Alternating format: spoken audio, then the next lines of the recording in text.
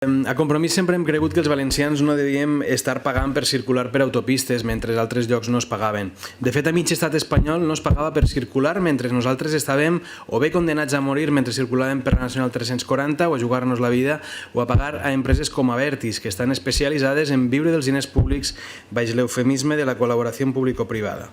En este punt coincidiríem amb Vox. Aquí, per cert, no hem sentit obrir la boca en els últims anys quan formacions com la nostra demanàvem la gratuïtat de les autopistes i el final de les concessions, al igual que altres partits estatals.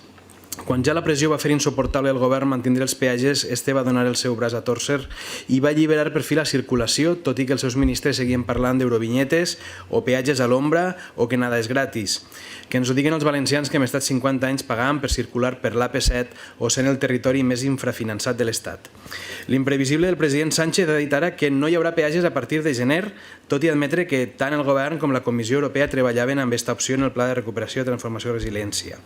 Anem a confiar en que així serà. Si no ho és, des de Compromís presentarem totes les mocions i iniciatives a les institucions on explicarem detalladament els perjudicis que podria suposar per als consumidors, per als centenars de transportistes del nostre poble, per a la nostra cooperativa, per a la sinistralitat o els costos dels aliments, sense les soflames de la seva moció.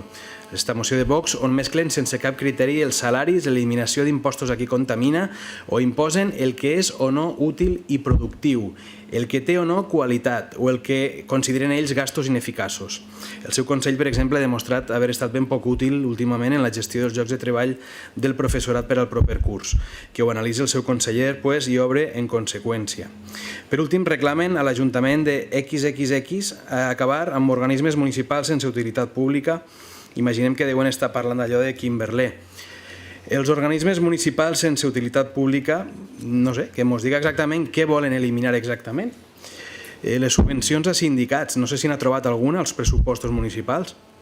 Hi ha entitats que promoguen activitats culturals que no siguin de qualitat o ideològiques. El súmum, que Vox marque la qualitat de les activitats de les associacions o la finalitat i objectius que persegueixen. Compromís votarà en contra de la moció. Gràcies. Gràcies, senyor Mau. Jo seré molt breu perquè votem en contra perquè aquesta moció és un poti-poti de coses on aboqueu ahir tota una sèrie de qüestions que no sé, els falta un poc de... Si parlem d'autopistes, demanem la gratuïtat de l'autopista i ja està, i votem a favor. Però és que això sí, no es pot votar. Aquests arguments vostres no es poden votar a favor. Nosaltres no estem parlant d'impostos revolucionaris, és que esteu mesclant coses. Estem parlant de l'autopista, no? Estem parlant d'economia. És que no sé per què parleu d'aquestes coses. I jo no he dit que la Consellera de Cultura és de Vox. He dit que el seu Consell ha demostrat que ha sigut bastant ineficient i vostès aquí parlen de l'eliminació de tot el gasto improductiu i organismes ideològics sin utilitat pública. Són vostès els que ho estan dient. Res més, gràcies. Ara sí, passem la moció a votació. Vots a favor? 9, 10, 11 vots a favor. Abstencions? 2 abstencions. I vots en contra? 8. Sí, s'aprova per majoria.